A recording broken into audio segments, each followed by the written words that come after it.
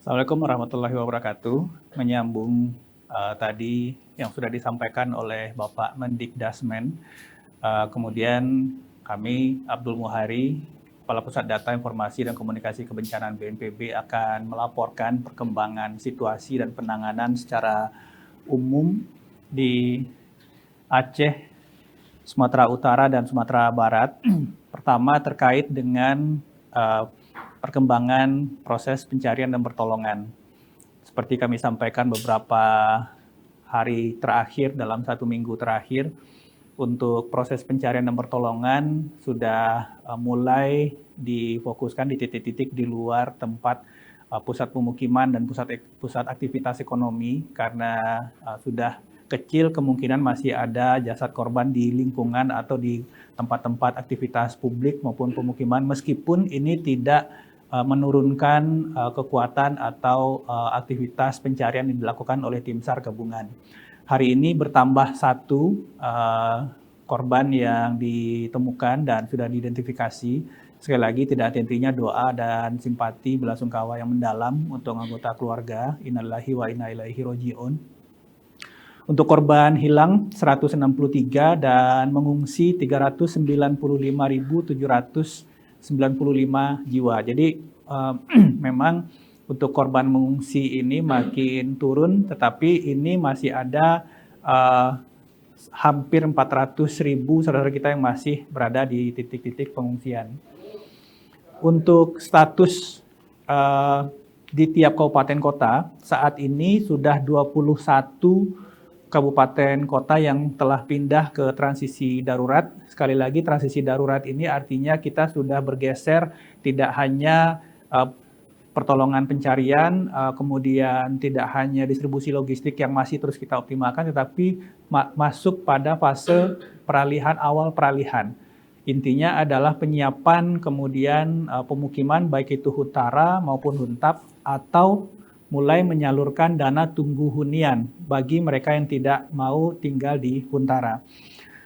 Untuk Aceh itu ada 6 kabupaten kota, Sumatera Utara 7 kabupaten kota, dan Sumatera Barat 8 kabupaten kota yang sudah masuk pada fase transisi. Masih ada 3 kabupaten kota yang dalam proses penerbitan SK. Ini di Sumatera Utara, jadi yang kuning itu transisi, yang merah masih di darurat. Ini di Sumatera Barat. Memang Sumatera Barat proporsinya sudah lebih banyak yang masuk ke fase transisi darurat, fokus pada fase awal peralihan penyiapan huntara dan huntap nantinya. Untuk akses jalan dan jembatan, ini update dari Kementerian PU. Untuk akses lintas timur dan lintas barat itu sudah tidak ada yang terhambat, artinya Banda Aceh Medan sudah bisa dilewati, kemudian Banda Aceh hingga Nagan Raya terus ke bawah ini sudah bisa dilewati. Dari Nagan Raya ke Takengon itu sudah bisa dilewati, kemudian dari Pidi ke Takengon itu sudah bisa dilewati. Benar Meriah Lok Sumawe via jalur KKA sudah bisa dilewati.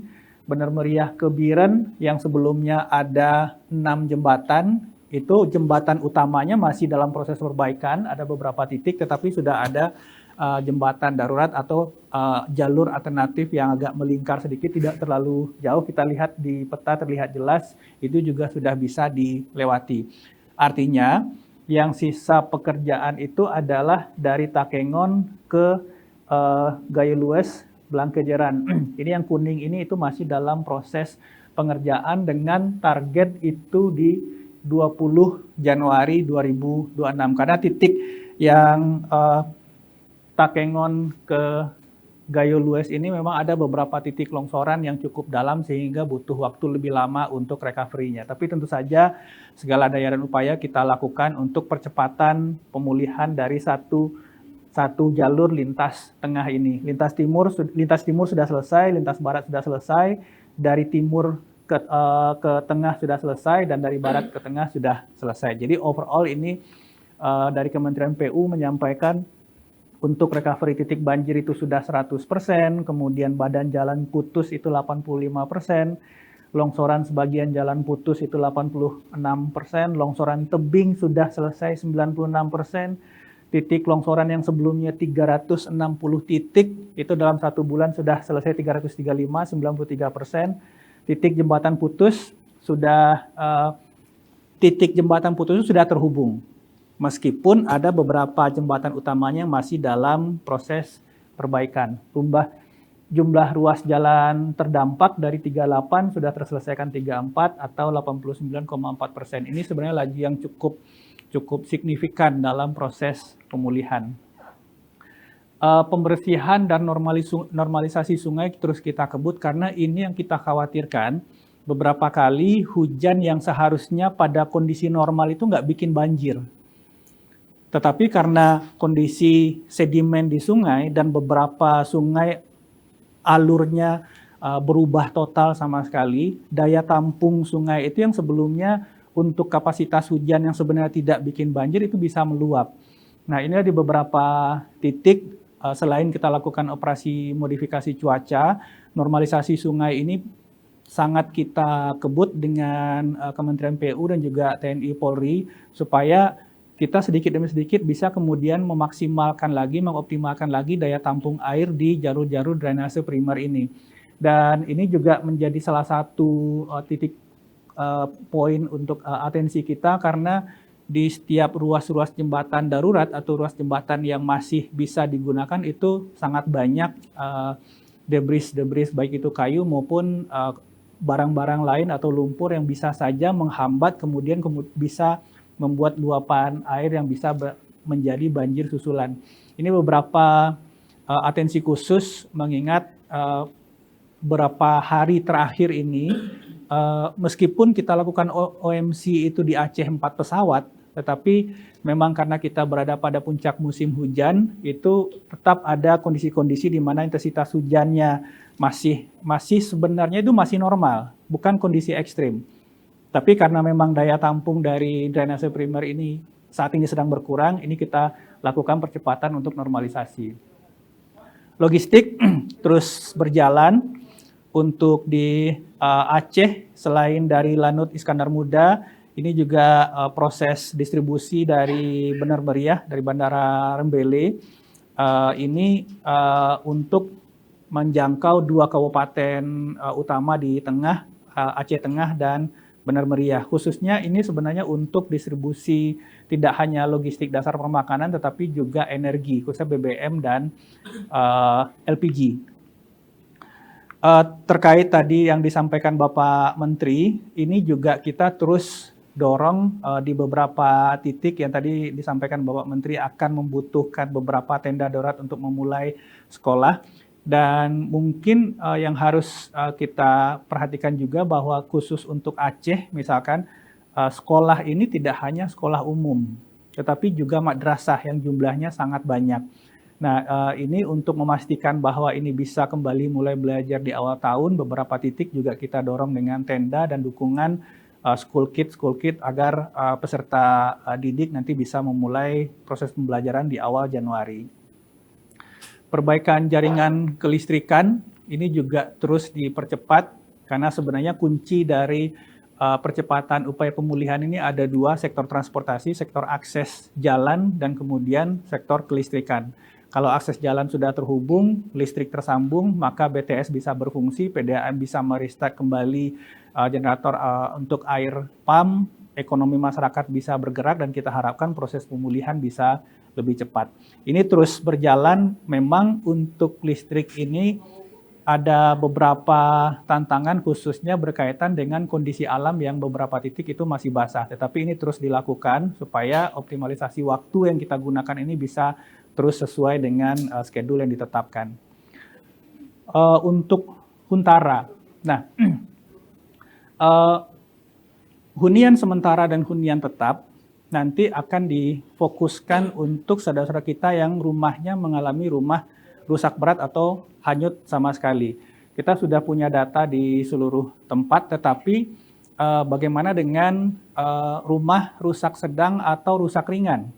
Kemarin Bapak Mendagri sudah menyampaikan untuk rumah rusak ringan dan rusak sedang yang masih bisa ditempati, pemerintah akan memberikan insentif perbaikan. Rusak sedang itu 30 juta dan rusak ringan itu 15 juta. Saat ini juga dilakukan pendataan by name by address agar benar-benar dukungan insentif ini sampai pada tangan yang berhak dan membutuhkan. Untuk yang rumah rusak berat, ini nantinya ada 2 skema, apakah itu Huntara yang saat ini sedang dibangun atau DTH. DTH ini dana tunggu hunian. Tidak semua juga saudara-saudara kita yang terdampak itu ingin masuk ke Huntara. Ada yang bisa tinggal di rumah keluarga atau mengontrak rumah dan seterusnya. Itu akan didukung dengan dana tunggu hunian sebesar 600.000 per KK per bulan. Ini khusus hanya untuk dana tunggu hunian. Jadi tidak termasuk tadi Pak Menteri nyampaikan ada dukungan dari Kementerian Sosial dan lain-lain. Khusus untuk DTH itu 600.000 per bulan per KK. Ini untuk Aceh, jadi sebenarnya bisa kita lihat rumah rusak berapa, kemudian data yang sudah mengusulkan DTH berapa dan Huntara berapa. Jadi ini kita pastikan data ini benar-benar firm, artinya kita validasi dengan data Dukcapil dari Kemdagri, meskipun nantinya saudara-saudara kita yang terdampak ini sekali lagi tidak perlu kemudian harus membawa kakak dan seterusnya karena petugas Dukcapilnya sendiri yang akan jemput bola. Kita punya sidik jari yang sudah terekam di Dukcapil, punya foto yang sudah terekam di Dukcapil dan seterusnya. Ini yang tinggal diverifikasi nantinya di lapangan.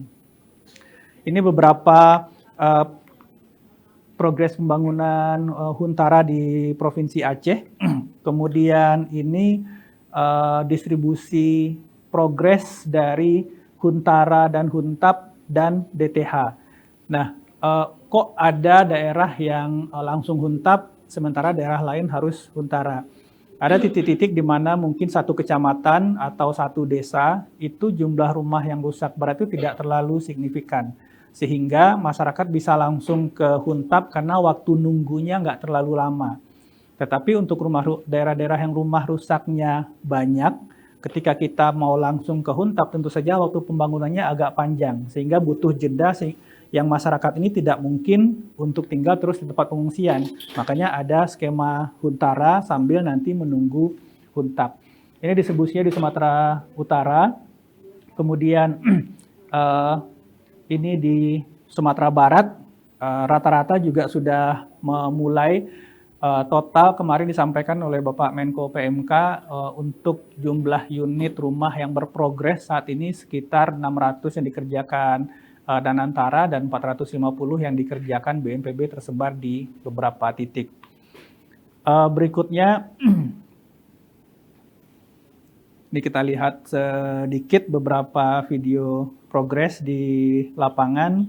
Ini di Agam, kemudian di Agam ini cukup signifikan progresnya, ada 117 unit dalam satu desa yang akan selesai di tanggal 1 atau 2 Januari. Jadi ini kita harapkan sudah bisa nanti dimanfaatkan di awal tahun dan juga bisa menjadi contoh bagi daerah lain untuk melakukan percepatan dalam proses pembangunan. Berikutnya ini rencana penyaluran dana tunggu hunian. Ini yang sudah diusulkan oleh pemerintah daerah, sudah di-SK-kan oleh pemerintah daerah. Jadi Bupati Wali Kota itu meng-SK-kan data masyarakat by name by address yang akan menerima DTH. Jadi mereka yang menerima DTH tidak menerima Huntara. Mereka yang masuk ke Huntara itu tidak menerima DTH. Dan dari jumlah yang sudah masuk ini, kita sudah mengalokasikan anggaran sebesar 32 miliar untuk 18.198. Ini masih dinamis. Artinya ini di tahap 1 yang sudah selesai pendataannya. Pendataannya masih berlangsung, ada misalkan di satu kabupaten itu ada 10 kecamatan terdampak, ini mungkin baru masuk 1-2 kecamatan. Nanti bertahap, nanti begitu data masuk lagi dari kecamatan yang lain, ini di SK-kan, maka tahap 2 akan kita tambahkan di data kita. Saat ini dari total itu, progresnya atau proses yang berjalan saat ini dari data yang disampaikan oleh pimpinan daerah, itu bank-bank himbara yang sudah menyatakan keinginannya untuk berkontribusi di sini, itu sudah membuka rekening sebanyak 3.736 rekening berdasarkan data pemerintah. Data pemerintah kabupaten kota. Nah, ini per hari ini sudah mulai disalurkan, khususnya di Sumatera Barat. Jadi, masyarakat di titik-titik pengungsian didatangi, kemudian dicek validasi sidik jari dan seterusnya. Kemudian begitu sudah sesuai, buku rekening diberikan dan masyarakat bisa mencairkan uang itu. Progres pencairan per hari nantinya kita akan update dalam konvers harian. OMC masih terus kita lakukan. Saat ini Aceh 4 pesawat, Sumatera Utara 2 pesawat, dan Sumatera Barat 3 pesawat. Sekali lagi, atensi kita sebenarnya saat ini tidak hanya hujan ekstrim, karena hujan intensitas sedang pun itu bisa membuat banjir, karena daya tampung dari drainase primer saat ini, saluran-saluran air itu sangat terbatas. Ini kenapa kita masih terus mengoptimalkan operasi modifikasi cuaca, bahkan total 9 pesawat ini termasuk operasi paling besar yang pernah kita lakukan dalam sejarah kita melakukan OMC di Indonesia. Tetapi ini adalah satu keharusan, kita harus memastikan supaya progres berjalan tidak terganggu oleh bencana susulan. Mungkin itu yang bisa saya sampaikan, silakan kalau ada pertanyaan.